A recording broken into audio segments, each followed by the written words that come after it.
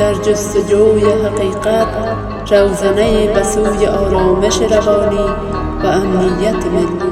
بحث ما سر تاریخ روشنفکر بود. در قسمت 13 مطالب بسیار بکر و تازه از زبان علوی صاحب، بعد عاطف صاحب و بعد جنرال صاحب شنیدیم. مثل اتحادیه محصلین که گلشگفت با مداخلات سلطنت ازم پاشید، باز احزابی که بعد از دهه دموکراسی با وجود آمد، دهه دموکراسی را منتقدینش مثل دکتر عبدالقیوم رسول دهه انارشی میگن. تعبیر هر کس مربوط به خودش است. دمو 10 سال چپیا و راستیا و شولیا و استمیا و اخوانیا خط بلند کردن، هر کاری کردن، عالی مورد بحث قرار نمیتیده. صحبتاً باز برمیگرده به علوی صاحب اون چیزایی که آنچه که من اعتراض داشتم متاسفانه جواب ندادن، برعکسش مرا متهم کردن به این که ایدئولوژی مترقی را و تشکلات سیاسی مترقی را قبول ندارم. ولی برعکس ما میخوایم خدمتتون عرض بکنیم که نه تنها قبول داریم بلکه معتقد هم هستیم. اما ما فکر میکنم که اگر ما مسئله یا مفهوم روشنفکر را در نظر بگیریم، این مفهوم ارتباط تاریخی با هستی و با انسان داره و تاریخ انسان. اون چی که واقع شده اینمی بوده که جنبش‌های روشنفکری در اینمی عصر دموکراسی نماد پیدا کرده، ظاهر شده، مردم دیده اینمی جنبش توانسته با توده ها تماس برقرار کنه. این یک مطلب. نکته دیگر این است که در افغانستان جنبش روشنفکری لامحاله، یعنی این کار ناپذیر، خوبه بده، ما دوست داریم نداریم، اینمی رقم بوده. در افغانستان جنبش روشنفکری در پیوند با اندیشه های مارکسیستی لنینیستی قابل تعریف واقعا. حتما یادتان مانده که دمون دهات خیرخواهانی بود که باعث خیر میشد، حکم به خیر میکرد مردم و دعوت به خیر میکرد، ولو سواد داشت یا نداشت. آیا اونا فارغ از فکر بوده که شما راحت حکم میکنین که وطنش فکر نداشت؟ مثلا گروی ها لغو میشد، وقت معلم بودم من در اطراف، یا وقتی که زمینی میخواستن توزیع کنن، اندیشه و سنت و فکر و عرف این بود که گرفتن زمین هر قدر کسی زمیندار باشه از او، از مالک زمین، این حرامه. بدیهی است که این حق مسلم اون زمین داره. رادیو کتاب متعهد به بی‌طرفی رسانه‌ای، همگام با نویسنده ها و همسو با حقیقت. با نام و یاد خدای بزرگ، خدایی که یک روز افغانستان آباد میکنه انشالله. بحث ما سر تاریخ روشنفکر بود. در قسمت 13 مطالب بسیار بکر و تازه از زبان علوی صاحب، بعد عاطف صاحب و بعد جنرال صاحب شنیدیم. این قسمت با جنرال صاحب شروع میکنیم. جنرال صاحب، شما اعتراض داشتین، میگفتین که کی افغانستان آباد کرده. اگر میتونین امی فرمایشاتتان با بحث تاریخ روشنفکری ارتباط بتین خوب، اگر نمیتونین ایره فقط برای رد کردن فرمایشات علوی صاحب میگینم، لطفاً کوتاه مهربانی است. یک بحث بسیار کوتاه از روشنفکر و تحصیل کرده و ارقامی که در کنار توده ها که میگیم زحمتکشان، کارگر و دهقان، بخش مؤسسات تعلیمی مثل اتحادیه محصلین که گلشگفت با مداخلات سلطنت ازم پاشید، باز احزابی که بعد از دهه دموکراسی با وجود آمد، دهه دموکراسی را منتقدینش مثل دکتر عبدالقیوم رسول دهه انارشی میگن. تعبیر هر کس مربوط به خودش است. دمو 10 سال چپیا و راستیا و شولیا و استمیا و اخوانیا خط بلند کردن، هر کاری کردن، عالی مورد بحث قرار نمیتیم. ولی یک چیز بر شما میگم که درست است که از زمان 1901 بعد از عبدالرحمن خان همین یک قرن مسئله انفرادی جمعی یا دوره امیر حبیب الله، همین نامگذاری لیسه قاضی، استقلال حبیبیه و شمس النهار و همین چیز که در کتاب تاج تواریخ که آمده، انیس، مجلات، همین به شکل انفرادی ذوق شده. اگر گروپی خاندانی هم بوده، یک تحرک است، یک روشنگری است، به شکل وسیع و گستردهش نه. اما ببینین جنبش‌های روشنفکری چرا به سختی کوبیده شد؟ چپی آمد شدید، راستی آمد شدید. چرا رهبران راستی در زمان داوود خان هنگام جمهوریت نه حزب دموکراتیک رفتن به اونجا؟ چرا شخص سوم معاون صدارت و عبدالملک عبدالرحیمزی این نتونست که در امی دوران بعد از نادرخان معذرت جنرال صاحب گفتین راستیا رفتن به اونجا، کجا رفتن؟ ببخشید. پاکستان رفتن. مهربانی. پاکستان رفتن، ببخشید فرار کردن. یعنی حالی میم که این همه چیزا جنبشات چرا کوبیده شده، حکام سلاطین امرای افغانستان قبول کردن که غیر از خودشان هیچ کس نمیخواستن. گرچه من در امنیت ظاهرشاه که 40 سال پادشاه افغانستان بود و داود خان 47 سال در اقتدار بود، یک پلیس در سمنگان می آمد، در آخرین نقطه در یوسف ما خورد بودیم، یک آدم کش کرده می آورد، حالی یک فرقه آوردن نمیتونه، یک یاقی و باقی را یا روی دو مثال بود. حرف مسئله عزیزه که این وضعیت با او وضعیت از لحاظ امنیتی صحیح است، این حال طالبان نیم امنیت دارن، اما ما در کجای تاریخ قرار داریم؟ ما خود طالبان را به هیچ وجه روشن فکر نمیگم. اگر تحصیلات دینی و چی دارن اونا تنگ نظر هستن، اونا اسلامیتی به نوع خود میکشن، اونا سایر اقوام و مذاهب قبول ندارن. این خود روشن فکری نیست. روشن فکری اوپن مایند است، آزادی است در یک چوکات فرهنگ و کلچر ما. مثلا اگر ما 72 سال قبل اگر مطالعه کردم، بعد از که شما وظیفه دادین اما کتاب خواندم، از نادرخان تا داود خان کودتا چی نقاطی را من در اونجا یافتم. ممکن است که باعث خستگی شما نشه. جریاناتی تو بوده که مثلا معاون دوم صدر اعظم، وزیر مالیه و سرپرست اقتصاد قبلا در ترکیه خوانده با الهام، یک جوانی آمده رشد کرده در 4 سال و بسیار چی میگن عروج میکنه، باز نزول میکنه. این به خاطر چی است؟ دلیلش به نام عبدالملک عبدالرحیمزی 23 سال زندان سپری میکنه. از کدام روشن فکری دو حالت گپ بزنیم؟ همکار رفیق داود خان برزی که تعلیل ما است که او از خاندان نبود، محمدزئی نبود، خاندان عالی عیان نبود. دیگه دلیلش همی است. یعنی ما هرچند این طرف رفتن فقط کمیسیونی که سید قاسم رشتیان میگه به خاطر لویجیگه دایر شده بود، لیسته که پیش ظاهرشاه بردم، ظاهرشاه که یک کلمه پشتو یاد نداشت، ولی ورزش پرسان میکنه که محمدزئی را خود کسی نگرفتی؟ باز گفته که این لیست خود ما افشا نکردیم، کلشان گفته غیر محمدزئی هستیم، بگیرین گفته عبدالقیوم رسول امرای نور احمد اعتمادی. خب وزیر شامل میکنن، باز همون لوی جرگه که دایر شد و تمام جنجال افغانستان در 40 سال پادشاهی ظاهرشاه میدانید چی بوده؟ سری ماده 42 یک ماده 10 سال حکومت با چیز کشید.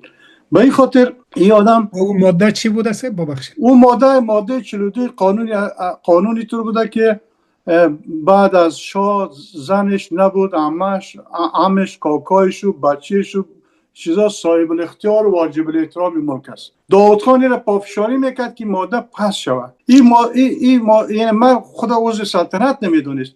داود خان چرا این کار میکرد؟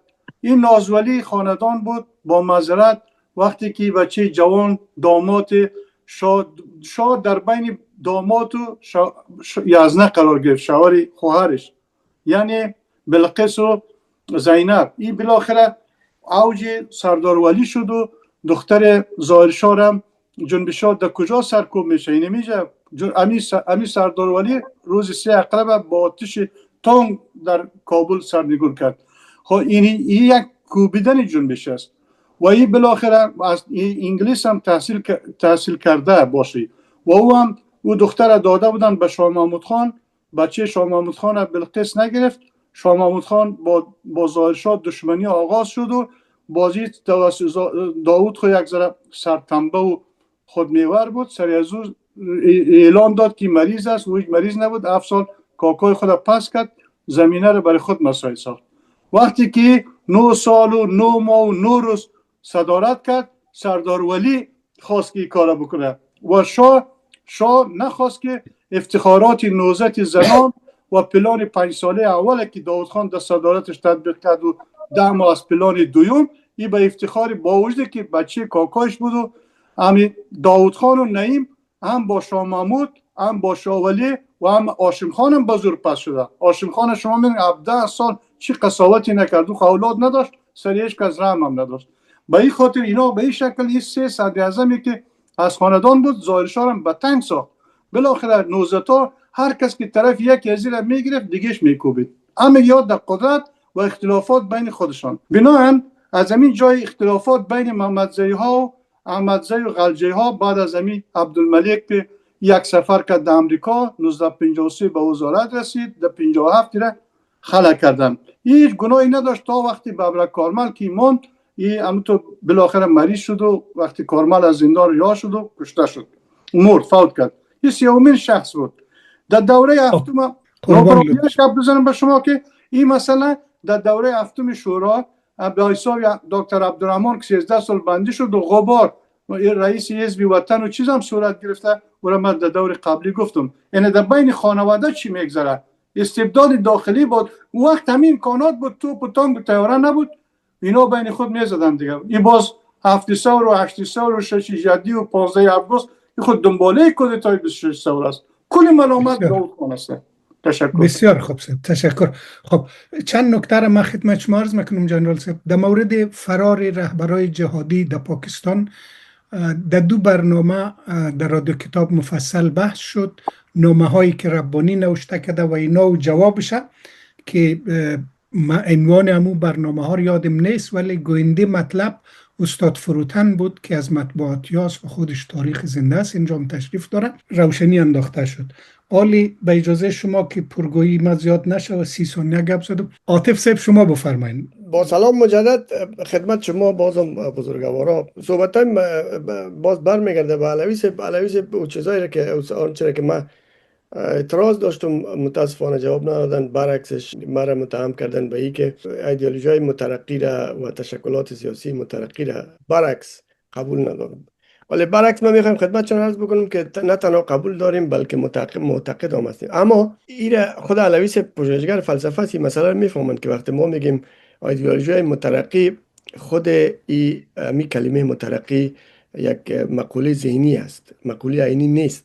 مثل خوب، بد، زشت، زیبا شما نمیتونین، ممکن هر کسی برای خودش یک تعریف مشخص برای ترقی داشته باشه و هر کس از دیدگاه خودش ترقی رو تعریف بکنه. ولی من نمیفهم ترقی از دیدگاه شما چی است، ولی طوری که صحبتایتان نشان داد برای ما نمایان ساخت. ترقی از نظر شما چون روشنفکری جنبش‌های روشنفکری از سال 1343 یعنی قبول کردین و مخصوصا با تشکیل حزب دموکراتیک خلق افغانستان، بس معلوم میشه که ایدئولوژی مترقی امو ایدئولوژی است که متعلق به سیستم‌های چپی یا سیستم‌های ماتریالیستی است. ولی فکر شاید از دید هر کسی ترقی فرق بکنه. یک مثلا یکی که گفتین نه من میتونم ثابت بکنم که کی در خانه خود چی فکر میکنه و نه شما میتونید. راستی دقیق است، ولی وظیفه ما باید همین باشه که ببینیم آدما در یک اجتماع در خانه خود چه قسم فکر میکنن. اصل رکن روشنفکری همی است علوی صاحب. اساسی ترین رکن روشنفکری همی تشکیل میده. شما باید بفهمین که در خانه ها مردم چی فکر میکنن، چون خانه ها کانونای خانوادگی یا مثلا همون خانه که شما میگین خانه است، افراد از خانه ها به اجتماع میرن، از اجتماع به خانه ها نمیرن. این یک سیر معکوس نیست که شما از اجتماع مردم ها رو به خانه ها روان کنین، بلکه از خانه ها به اجتماع میرین. بنابراین این بسیار مهم است که ما بفهمیم که در خانه های خود مردم چی نوع تفکر دارن. دیدیم ما میبینیم. من پیشتر یک مثال شما گفتم، نمیخوایم مثال تکرار بکنم، مثال بسیار خوبی هم نبود. من فکر میکنم که کار باید در خانه ها صورت بگیره، در افکار ما فکر صورت بگیره. تغییر فکر از خانه ها ایجاد میشه، نه از اجتماعات. شما هیچ کس رو نمیتونید در بازار وعظ و نصیحت بکنید، بلکه شما میتونید در خانه ها مردم رو به وعظ و نصیحت مجبور بسازین یا تعیین تکلیف بکنین به مردم. من از علوی صاحب خواهش میکنم آنچه که ما گفتم، مخصوصا که روشنفکری را در همراهی با قانون قرار دادن، در اون مورد حتما در نوبت بعدیشان توضیح بدن که چطور تصور میکنن که وقتی میچن روشنفکر باشیم یا وقتی میچن روشنفکری را در یک جامعه به عنوان شرایط عینی و ذهنی و تاریخیش مد نظر بگیریم که قانون داشته باشیم برش، یعنی یک شکل قانونی داشته باشه. اگر شکل قانونی نداشته باشه دولت ها قانون برش ایجاد نکنن، یا چون قانون دولت ایجاد میکنن، اگر قانون خو ما یا افراد عام ایجاد نمیکنن. وقتی که دولت ها برش قانون ایجاد نکنن، آیا روشنفکری جواز نداره یا نمیتونه باشه یا نباید باشه. بسیار تشکر صاحب، چون میفهم دیگه بزرگوارم صحبت بسیار طولانی است، ولی حتما برنامه‌های دیگه هم خواهد بود در این مورد صحبت خواهد کردیم. به می شکل که پیش بره صاحب حتما برنامه های زیادی میگیریم انشالله. حال قبل از اینکه ما که به علوی صاحب بسپاریم، فروتن صاحب، استاد فروتن دست بالا کرده. مهربانی استاد بزرگوار. سلام علیکم عزیزان دوستان فرهیخته. ما فکر میکنم که اگر ما مسئله یا مفهوم روشنفکر را در نظر بگیریم، این مفهوم ارتباط تاریخی با هستی و با انسان داره، با تاریخ انسان. البته انسان وقتی حامل یک فکر است و فکری که واکنش در برابر محیطش ارائه بکنه، او به نظر ما یک فکر داره و این فکر اگر روشن باشه، روشنی بخش باشه، بدون شک او را روشن فکر میگه. البته وقتی که گفتیم ارتباط داره به نخستین انسان همه ما میفهمیم که حامل یا مولد ملکه عقلانیت است و عقلانیت است که فکر را به وجود میاره. وقتی که فکر را به وجود میاره با مناسبات تبدیل میشه. یک تعداد انسانها در جوامع بشر بروز میکنه، البته با مقتضای شرایطی که داره بروز میکنه و در برابر آن مناسبات واکنش نشان میده.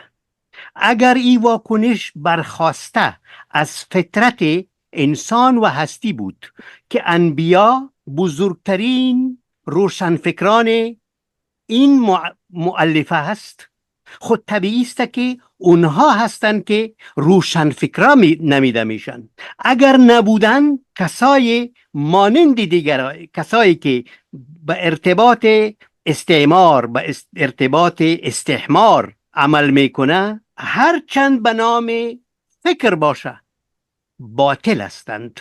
من نمیدانم که اگر ما انسان را در نظر بگیریم که انسان حامل تفکر است و یکی از خصلت‌های اساسی انسان ای که باید نسبت به دیگه حیوانات مجزا شود، همین مؤلفه فکر است. وقتی ما از مؤلفه فکر صحبت میکنیم، این بعضی اوقات واکنش نشان داده میشه بر مقتضای امو شرایط محیط. در هر شرایطی که یک انسان واکنش نشان بده، اگر او برخواسته از نبض جامعه بود، از فطرت انسان و هستی بود، خب طبیعی است که او روشن است.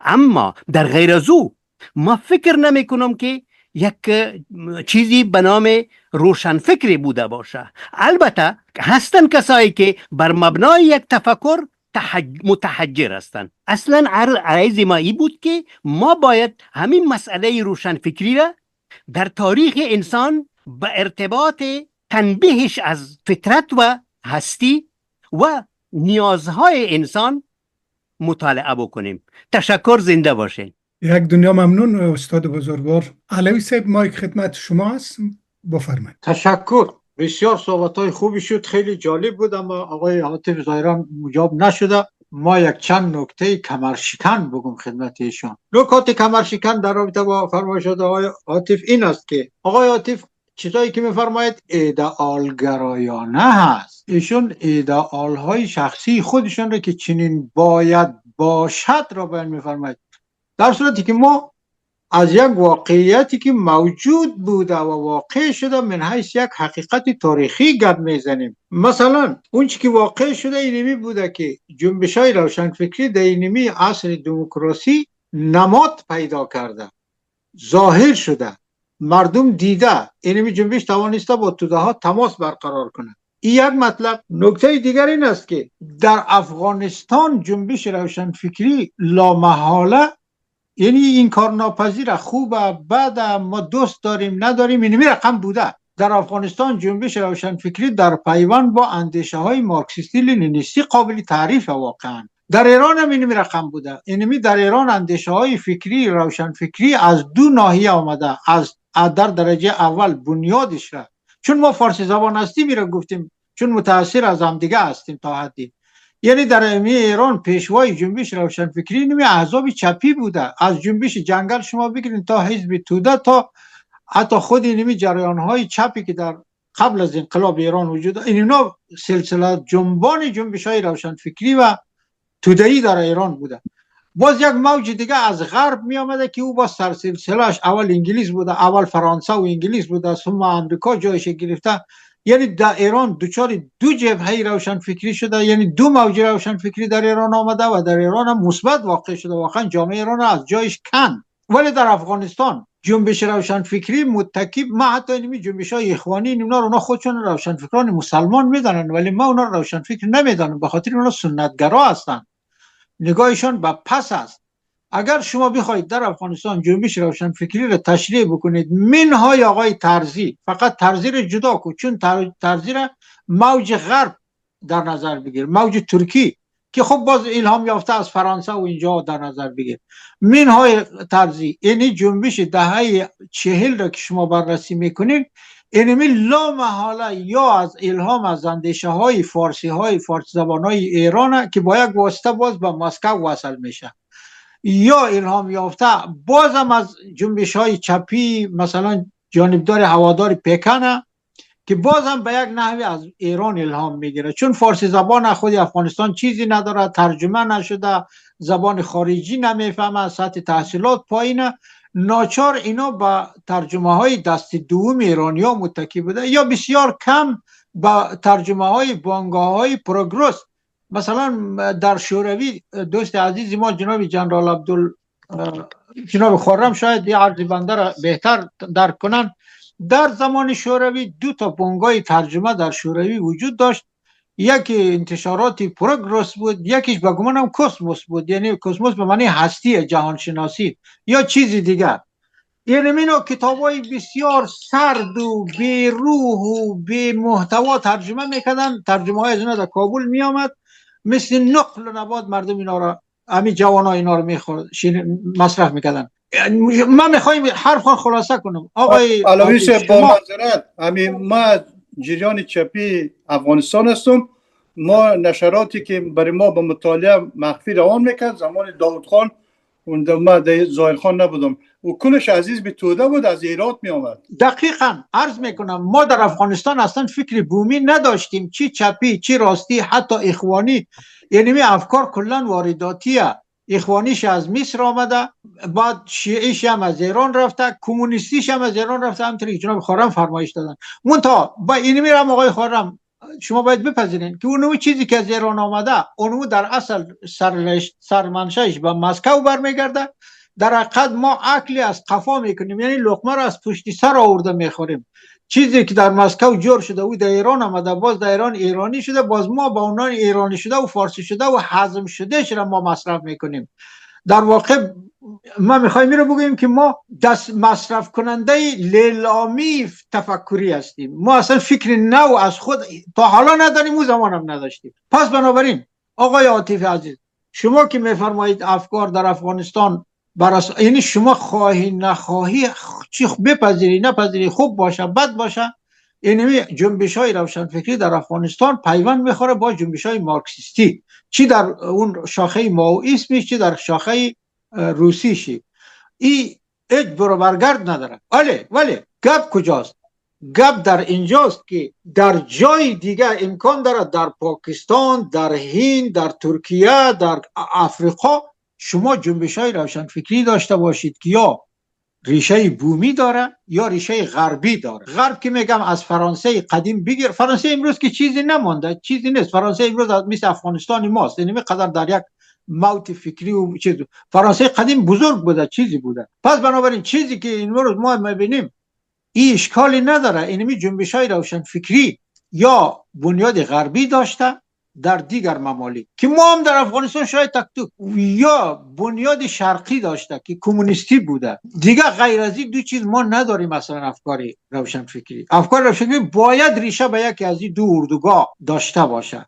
یعنی عرض بنده اینه. پس بنابراین این نمیشه که ما بگیم جنبش روشنفکری افغانستان اینطوری شده به حکم جبر جغرافیایی یا جبر تاریخی یا همجواری که ما با ایران و روس داشته ایم یا همزمانی که با هر دلیلی که شما بیارید اینمی جنبش پیوند میخوره با جنبش‌های مارکسیستی. اگر خانه نشدید بازم در خدمتم، یا اگر بیان من ناقص بود بازم سوال کنید. تشکر. عاطف صاحب هم سوال داره، من سوال دارم. علوی صاحب خیلی راحت حکم میکنن که در افغانستان فکر نبودن. فکر بومی ما نداشتیم آقای خب اجازه بدین من سوال بکنم صاحب. شما خود گفتین نگه اگر ما فکر نداشتیم این کشور از کجا به وجود آمده؟ این زندگی چطور تداوم داشتن؟ فکر اجازه بدین مختصر کنیم صاحب. امی روشن فکر این کسی که فکر روشن داشته باشه در لایه های تاریک جامعه بخواه روشنگری بیاره.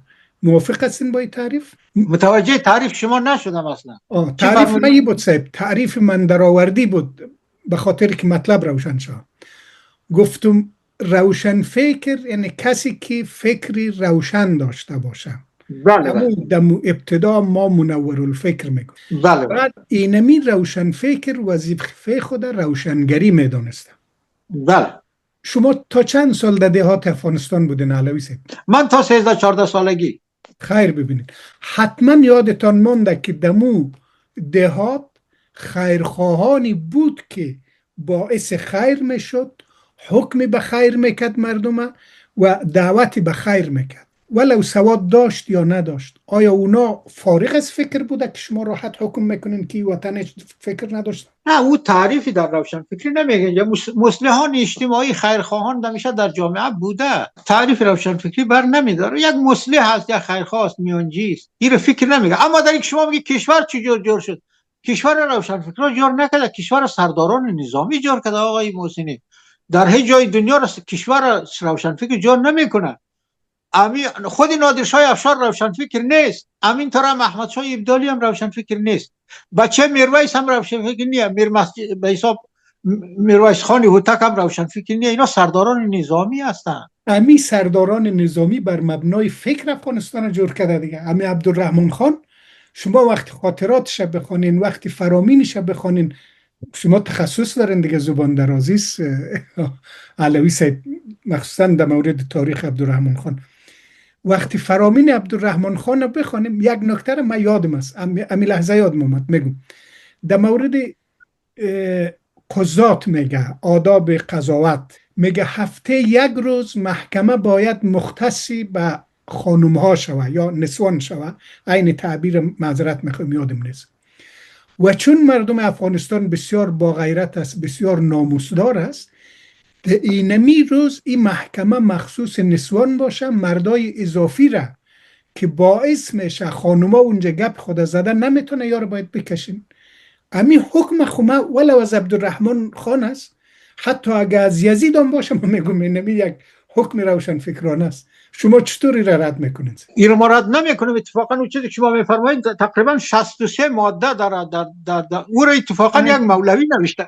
ما بسیار کامل خواندیم، ما را اتفاقا بسیار مترقیه. خب این مرحله است که افغانستان تازه وارد یک قانونگرایی و قانون مداری میشه، مخصوصا در امور مدنی و کشورداری.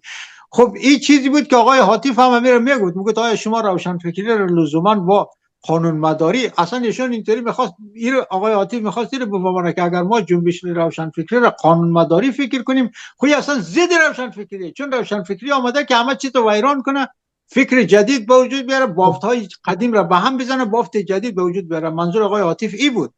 ولی ما برعکس، شما عکس فرمایش آقا، ما اینا حرف شما رو قبول میکنم.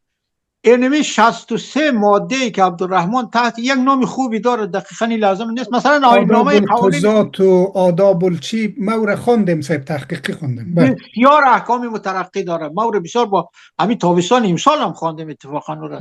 بسیار چیز خوبیه.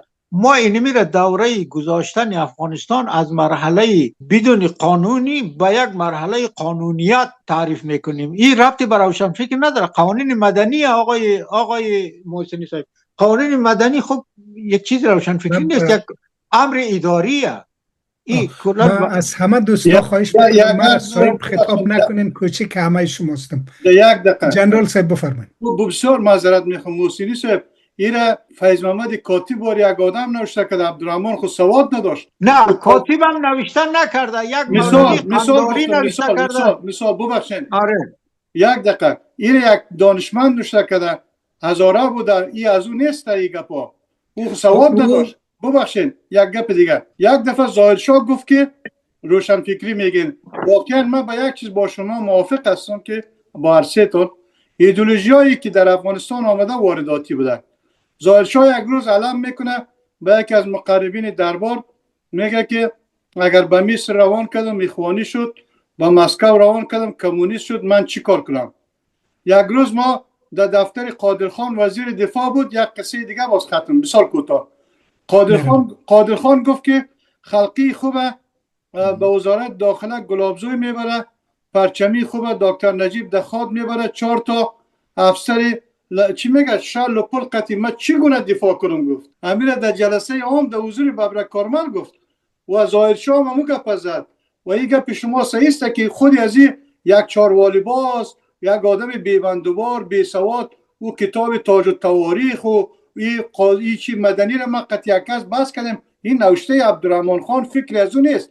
سوالی آخرتان من حل میکنم، صحیح است این افکار انفرادی مصلحت‌خواهی خیراندیشی بوده، ولی افغانستان یک کشور عالی است، یک کشور ساختگی است که توسط انگلیس ساخته شده برای کنترل آسیای میانه و بعدا که افغانستان سرکشی کرد از اوامر انگلیس، پاکستان برای کنترل افغانستان انگلیس ها ساخت و سرحداتش میبینید که بین روسیه و تزار و دیورند چگونه تقسیم شد که تا به این روز جنجالش حل نمیشه. بنابراین از فکر مردم افغانستان، سران افغانستان این کشور ساخته نشده. با معذرت دوی بحث بعدی.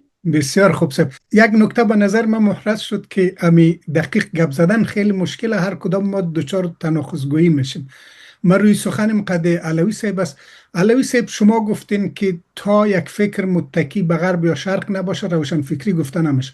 بعد خودتون گفتین که امی آداب القضات عبدالرحمن خان یک ملا نوشته کرده و گفتین که روشن است. امی تناقض گپتون چه رقم حل میکنین؟ ما اصلا کار روشن فکری نمیدانیم، یک کار مدنی و اداری. اصلا روشن فکری یک کاری انگیزشی برای حرکت دادن جامعه و جلو بردن است. این اصلا یک قانون اداره این دور دادن جامعه در محور خودشه. این اصلا روشن فکری نیست آقای محسنی. این شما نمیتونی قانون روشن فکری بگی، این بگی قوانین اداری. قانون روشن فکری را یک تعریف که علوی صاحب. قوانین روشن فکری متکی بر طبقه متوسط جامعه است. طبقه متوسط جامعه را به قدرت میرسانه. اینمی طبقه متوسط جامعه همه چیز جامعه را در دست میگیره، قوانین را، اقتصاد را، فرهنگ را، همه چیز را. اینمی طبقه متوسط، اینی جنبش روشن فکریه. یعنی جنبش روشن فکری شما زمانی میگید که یعنی طبقه متوسط جامعه شامل کارگران، مخصوصا کارگران و طبقات شهری، هر طبقه همه طبقات شهری همه کارای مملکت باشه، این را میگن روشن فکری. بسیار تشکر صاحب. استاد یگانه دست بالا کرده، مهربانی صاحب. تشکر بسیار. من کدام حرف سخنی بقدر عمده مرکزی ندارم، صرفا در رابطه به فکر، چون صحبت زیاد شد دوری این کلمه بسیار روشنی انداخته شد. من هم میخوام بگم اون چی که من دریافتم و چیزهایی که شنیدم دیگه، روشن فکری اونه که البته این یکی از گزینه‌ها خواهد بود دیگه، خصوصا در ارتباط با جامعه وقتی که صحبت میشه. این کاری نیست که نتیجه‌ای در آزمایشگاه به دست آمده باشه. جامعه چیزی متحول و زنده و سیاله و هیچ کس امر قاطع در رابطه با جامعه یا تاریخ خطا نمی کنن پس از مارکس. به هر حال میگن روشن فکری بیرون آمدن از نابالغی خودخواسته است، نابالغی فکری. یعنی که روشن فکر کسی که سر پای خودش میسته فکر میکنه بگه من به نظری من درست کدامه، یا تقریبا توضیح همینه از یک دهان دیگری که میگه روشنفکر بدیهیات را مورد سوال قرار میده، اون چیزی که بدیهی است. حالا احتمالاً قوانینی که در جامعه ساخته میشه بنابر رسوم جامعه، بنابر عرف جامعه، بنابر معقولات و بدیهیاتی که در جامعه است ساخته شده تا جامعه بتونه اداره بشه. ولی روشنفکر همین بدیهیات را، همین رسوم را، همین سنت ها را مورد فکر قرار میده، به طور انفرادی، به طور شخصی به نظر خودش رو بیان میکنه. مثلا من در جامعه کل ما در افغانستان بودیم، وقتی که مثلا گروی ها لغو میشد، وقت معلم بودم من در اطراف، یا وقتی که زمینی میخواستن توزیع کنن، اندیشه و سنت و فکر و عرف این بود که گرفتن زمین هر قدر کسی زمیندار باشه از مالک زمین این حرامه. بدیهی است که این حق مسلم اون زمینداره، در حالی که کسانی که زمین توزیع میکردن این سنت رو مورد پرسش قرار داده بودن، به این تردید داشتن، میگفتن نه زمین باید از کسی باشه که روی اون کار کنه. منظور من این نیست که حتما حرف اونا درست بود، منظور اینه که اینا یک سنت رو مورد سوال قرار دادن. کسی که حتی زمین از گروی خلاص میشد اون متردد بود که استفاده از زمین برای من حلال است یا نه، چون اون بر اساس سنت فکر میکرد. حالا قانون میتونیم بر اساس عرف و سنت بسازیم، ولی یک روشن فکر میکنه بر اساس منطق و آیه خودش و همه سنت ها و بدیهیات رو مورد سوال قرار میده. ولی یک شرط دیگه داره که روشنفکر بر اساس پیشرفته ترین و نوترین آگاهیات تصمیم میگیره، یعنی که باید اطلاع داشته باشه دیگه، در سطح جامعه یا فلان که در سطح جهان. یک نکته دیگه هم هست، این که ما از افلاطون قصه میکنیم و از ارسطو نقل میکنیم، در جهان امروز که از بسیاری دانشمندان نقل میکنیم و قصه میکنیم. این یک محدودیت و یک ممانعتی نبوده. افکار وارداتی بسیار حرف مشکل و مبهمیه که آدم اون رو کاملا تسریع کنه و تعریف کنه و جدا کنه اون رازو. اون در اون زمان یک جریانی بوده که واقعا چپ بسیار مورد پسند بوده.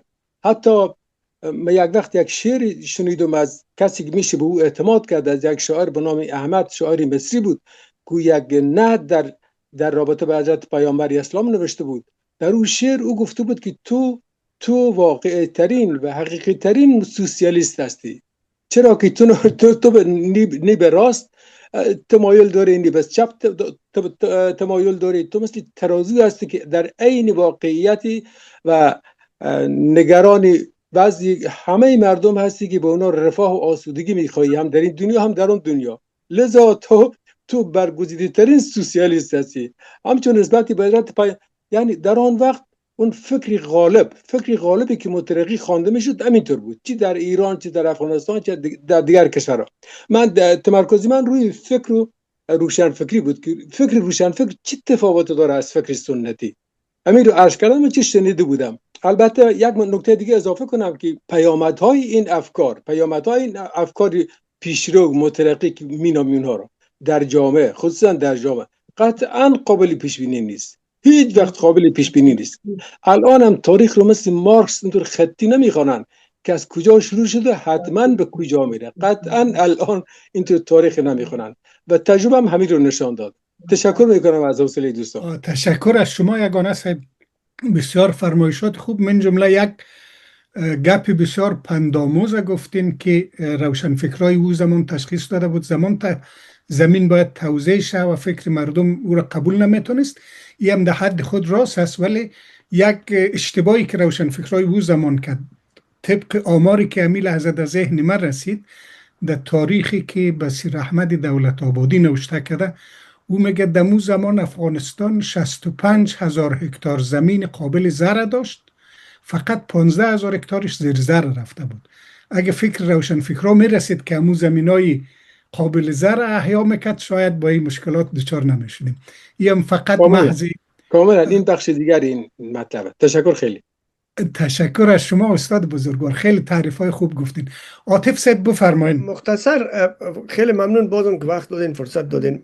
علوی صاحب دو تا موضوع، یکی همونطور که استاد یگانه تشریح کردن، افکار وارداتی خودش یک مفهوم مبهم است، ولی من فکر میکنم فکر بومی اگر شما برین فکر بومی شد در امروز در دنیا امروزه شما چند تا ایدئولوژی مخصوص دارین دیگه. شما نمیتونید، هر کشور از خودش ایدئولوژی نداره دیگه، اونجا کسی هم نداره که ایدئولوژ بوده باشه برشون درست کرده باشه. مثلا لیبرالیسم است یا مارکسیسم است یا سوسیالیسم است یا می ایدئولوژی است یا فاشیسم است یا هر کدومش که ببینین که باقی مانده کشورها یا باقی مانده مردم از او متابعت میکنن، از او پیروی میکنن.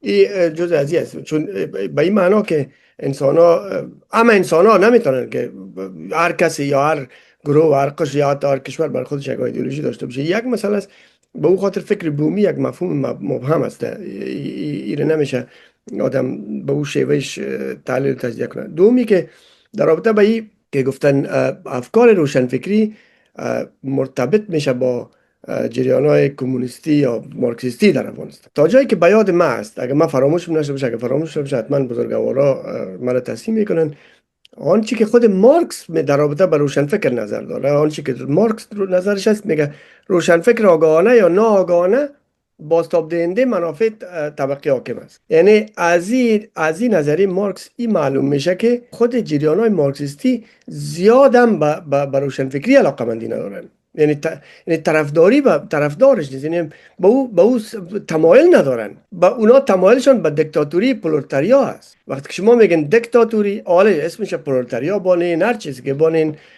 هر دیکتاتوری که باشه فوراً و به صورت خود به خودی از روشنفکری، از جریان روشنفکری یک بخش از دموکراسی است، یا یک بخش از جریان‌های دموکراسی است یا دموکراتیک است. وقتی که شما میگن دیکتاتوری، مطابق نظریه مارکس، من هم چیزی خود شما میگن نمونه میگم، مطابق نظریه مارکس وقتی که میگن دیکتاتوری بنان فوراً شما از روشنفکری، از جریان‌های دموکراتیک فاصله میگیرین. و اینم خدمت شما عرض میکنم که جریان‌های مارکسیستی طرف مقابل جریان‌های راست یا جریان‌های افراطی مذهبی هستند که ما امروز گروه‌های مذهبی را در ایران داریم، مثلا حاکمای ایران هستند، حاکمای افغانستان هستند. اینا جریان‌های افراطی هستند و مارکسیستی طرف مقابل از اینا است. عین می جریان‌های یعنی ایدئولوژی افراطی هستند.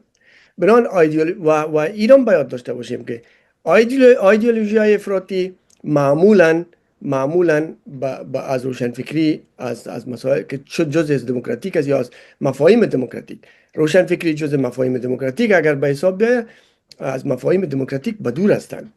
ما شما میبینیم عملا. ما فکر میکنم که اگر علوی اگر فرصت باشه یا در برنامه هفته آینده سر این مسئله بیشتر بحث خواهد کردیم که جریان‌های مارکسیستی را نمیتونن روشنفکر اصلا خطاب بکنن، چون نظر به آنچه که خود مارکس میگه، من نمیگم، من خود از خود چیز نمیگم، چون آنچه که مارکس در کتابای خود میگه، اما تو که در رابطه با روشنفکری تعریف از روشنفکری داره، او نشان میده که با روشنفکری همساز و هماهنگ نیست.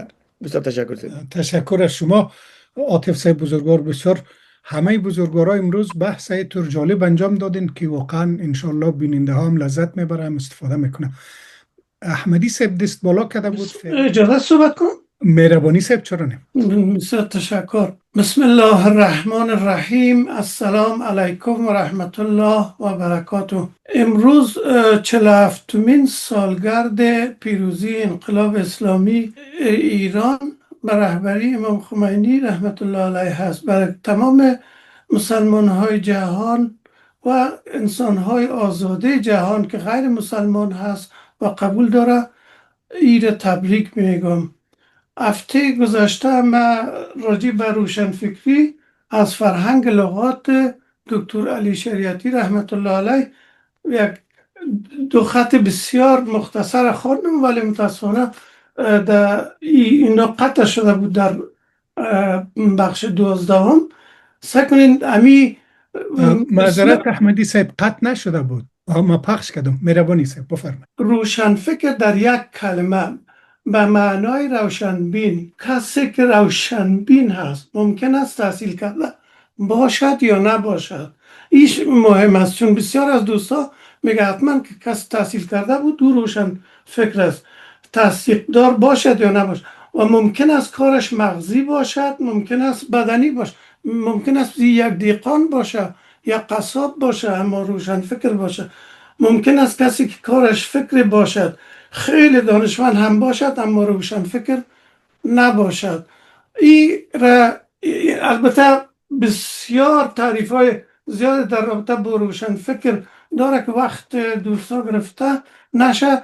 یعنی هر کس در هر زمانش، چی زن باشه چی مرد، چی باسواد باشه چی بیسواد، اینا خودشون و درد جامعه را بفهمه و راه حل داشته باشه. چی سید جمال الدین افغانی باشه چی سید بلخی باشه که هر دویش از طرف آقای علوی رد میشه و به برداشت آقای علوی بسیار قابل تعجب است. یک کسی که در قم ادعا میکنه که درس حوزه و اینا رو خونده، تمام انبیاء الهی اینا کلشون روشن فکر بودن. مردم دختر خود زنده به گور میکردن، پیامبران میگفتن که این کارتون عین مزخرفات است. بیننده های گرامی، تشکر از شما که تا این لحظه با رادیو کتاب بودین. رادیو کتاب از شما و در خدمت شماست. هر اندیشه‌ای که دارین، هر تعلق خاطری که دارین، در اینجا بیاین آزادانه بیان کنین، ما میشنویم. فقط ما در جستجوی حقیقت هستیم. هیچ کسی در اینجا باور نداره که حقیقت محض است.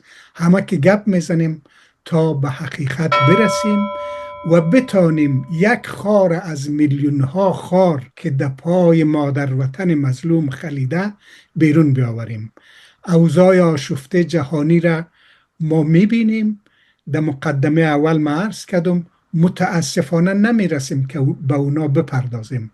من باب مثال سیاست پرزیدنت ترامپ مورد تأیید هیچ عاقل نیست و امروز تجمع میلیونی مردم ایران ما از تلویزیون ایران شاهد بودم. کودک و پیر و جوان شعار میداد که از ما فتوشاپ شده نیست، انقلاب ما در خیابان است، انقلاب شما در توییتر است. تشکر از حوصله همه شما بزرگوارا. رادیو کتاب، نیاز نسل امروز و فردا.